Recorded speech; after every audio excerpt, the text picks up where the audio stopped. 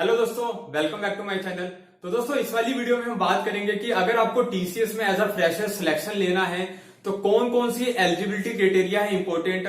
अगर आपने बीएससी कर रखा है, बीसीए कर रखा है और अगर आपका बीटेक का बैकग्राउंड है तो क्या एलिजिबिलिटी क्राइटेरिया रहेगी, क्या सैलरी का पैकेज रहेगा और कौन कौन सी ऐसी हायरिंग है जिसके थ्रू आप टीसीएस में एज अ जॉब आप अप्लाई कर सकते हो। इस वीडियो में मैं आपको सारी डिटेल बताऊंगा कि अगर आप एज अ फ्रेशर अप्लाई करना चाहते हो टीसीएस में तो आप वीडियो को स्टार्टिंग से लेकर एंड तक जरूर देखना। जितने भी डाउट है आपके टीसीएस में सिलेक्शन लेने के लिए वो सारे डाउट आपको इस वीडियो में क्लियर कर दूंगा। तो सबसे पहले हम बात करते हैं कि टीसीएस में कौन कौन सी हायरिंग चलती है। अगर आपने बीएससी कर रखा है, बीसीए कर रखा है और बीटेक का अगर आपका बैकग्राउंड है तो कौन कौन सी स्पेशल हायरिंग है टीसीएस में एज अ फ्रेशर अप्लाई करने के लिए। तो मैंने यहाँ पे बोर्ड पे लिख रखा है, आप देख सकते हो। तो सबसे पहली जो हायरिंग है उसे हम बोलते हैं स्मार्ट हायरिंग। दूसरी हायरिंग जो है वो क्या है, एनक्यूटी, जिसके थ्रू आप निंजा का प्रोफाइल लेते हो। और तीसरी जो क्या है, डिजिटल का प्रोफाइल जो आपको मिलता है। सबसे पहले हम बात करते हैं स्मार्ट हायरिंग की। तो स्मार्ट हायरिंग के लिए जो एलिजिबिलिटी क्राइटेरिया है वो क्या होना चाहिए, बीएससी होना चाहिए, बीसीए होना चाहिए और क्या होना चाहिए, आपके पास 3 ईयर का प्रोग्राम होना चाहिए। कहने का मतलब ये है कि अगर आपने बीएससी और बीसीए कर रखा है तो जो टीसीएस में हायरिंग चलती है वो कौन सी चलती है, स्मार्ट हायरिंग। और अगर हम बात करें एनक्यूटी की और डिजिटल की, तो ये जो एनक्यूटी और जो डिजिटल ये वो बच्चे अप्लाई करते हैं जिन्होंने क्या कर रखा है, बीटेक कर रखा है। तो मैंने आपको सबसे पहले बताया कि कौन कौन सी हायरिंग चलती है टीसीएस में अगर आप फ्रेशर के लिए अप्लाई करना चाहते हो तो। दूसरी बात मैं आपको यहाँ पे क्लियर कर दूं, ये जो आप कोर्स करते हो, बीएससी बीसीए करते हो या फिर आप जो बीटेक करते हो, यहाँ पे ये जो कोर्स होना चाहिए रेगुलर से होना चाहिए। अगर आप ओपन से करते हो या फिर क्या करते हो, कोरेस्पॉन्डिंग से करते हो तो वहां पे आप एलिजिबल नहीं होगे। ठीक है दोस्तों, अगर आपने ओपन से कर रखा है या कोरेस्पॉन्डिंग से कर रखा है कोर्स को, बीएससी या बीसीए, तो आप एलिजिबल नहीं हो टीसीएस में अप्लाई करने के लिए। रेगुलर की जो डिग्री है वही वैलिड होती है टीसीएस में अप्लाई करने के लिए अगर आप फ्रेशर अप्लाई करना चाहते हो। इसके बाद मैं आपको बताऊं इंपॉर्टेंट एलिजिबिलिटी क्या है।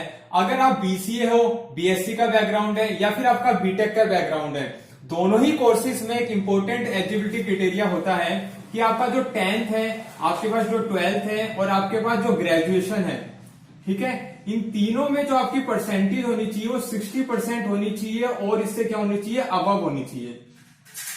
ठीक है दोस्तों, 60% वाला भी वैलिड है और उससे जो ऊपर है वो भी क्या है, वैलिड है। तो तीनों में आपकी जो परसेंटेज है वो कितनी होनी चाहिए, 60%। अगर आपकी 60% से नीचे है तो आप एलिजिबल नहीं रहोगे टीसीएस में अप्लाई करने के लिए फ्रेशर में। और मैं आपको ये भी बता दूं, ये जो 10, 12 और जो मैंने ग्रेजुएशन में तो आपको बता ही दिया कि आपके पास रेगुलर से डिग्री होनी चाहिए और जो आपके 10th और 12th है वो भी रेगुलर से ही होना चाहिए। अगर आपने ओपन से कर रखा है या पत्राचार से कर रखा है तो आप एलिजिबल नहीं हो टीसीएस में फ्रेशर के लिए।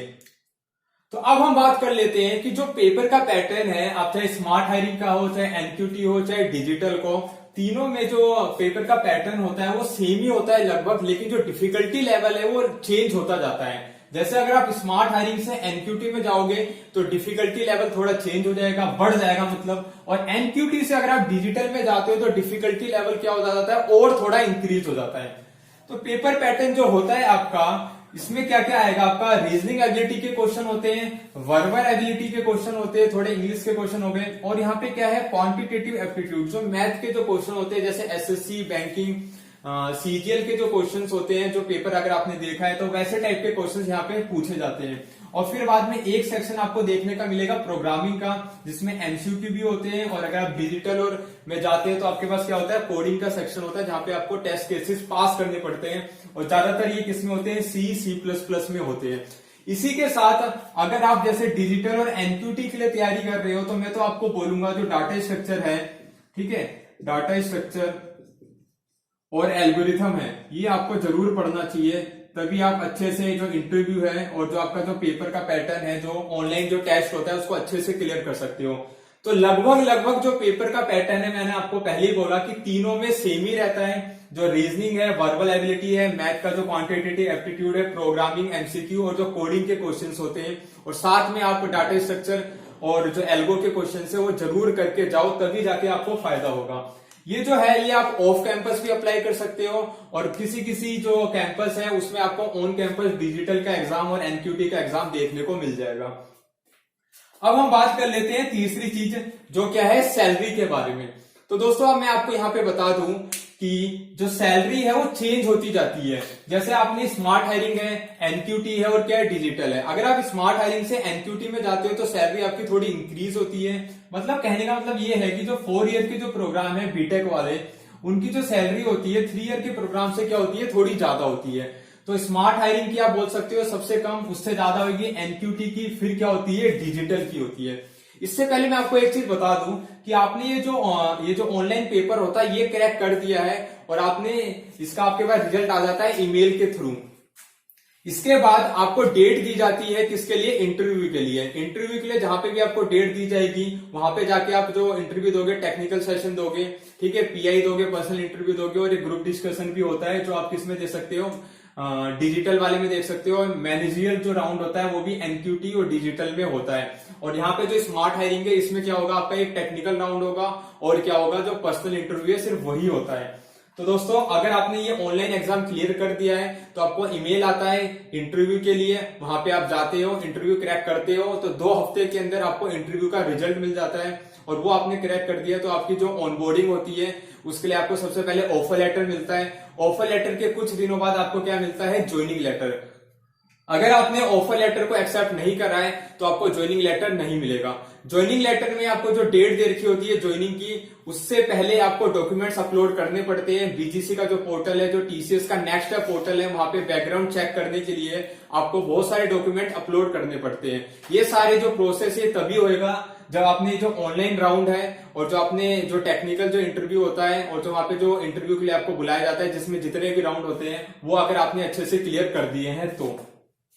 ओके दोस्तों, अब लास्ट में जो मैं आपको बताने जा रहा था वो क्या बताने जा रहा था, सैलरी के बारे में। तो स्मार्ट हायरिंग की जो सैलरी होती है वो कितनी जाती है, 1.9 से 2 लाख पर एनम। ठीक है, 1.9 से 2 लाख पर एनम की जो सैलरी हो किसकी जाएगी, अगर आपका बीएससी बीसीए का बैकग्राउंड है।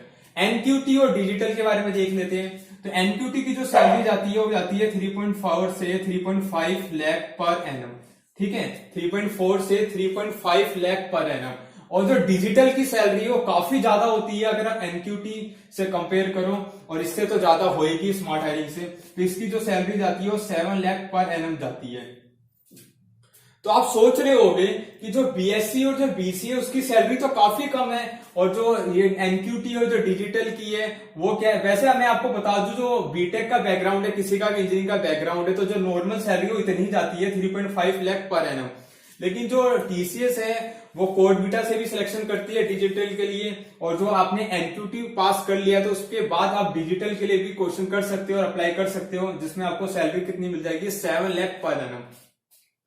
लेकिन मैं आपको यहाँ पे एक चीज बता दूं कि अगर आपका सिलेक्शन स्मार्ट हायरिंग से हुआ है तो आपने बीएससी बीसीए कर रखी है, तो टीसीएस में सिलेक्शन होने के बाद, ज्वाइनिंग होने के बाद आप 3 साल के अंदर आपको टीसीएस मौका देगा कि आप डिजिटल का एग्जाम दे के अपनी जो सैलरी है वो इंक्रीज करवा सकते हो। ये तभी होगा जब आप टीसीएस में सिलेक्शन ले लेते हो। इसका मतलब ये है कि टीसीएस आपको अपॉर्चुनिटी देता है कि आप अपनी सैलरी कितनी कर सकते हो, 7 लाख पर एनम कर सकते हो। उसके लिए आपको दोबारा एक पेपर देना पड़ता है और उसके बाद आपको इंटरव्यू क्रैक करना पड़ता है। अगर आपने दोनों चीज क्रैक कर ली तो आपका जो पैकेज है वो भी क्या हो जाएगा, डिजिटल के बराबर हो जाएगा। तो आप ऐसा मत सोचो कि आपकी सैलरी स्टार्टिंग में कम है। अगर आप मेहनत करोगे तो आप अपनी सैलरी को डिजिटल के बराबर ले जा सकते हो। लेकिन आपने बीटेक कर रखी है और उसके थ्रू ही आप डिजिटल में सिलेक्शन लेते हो, तब तो काफी अच्छा है।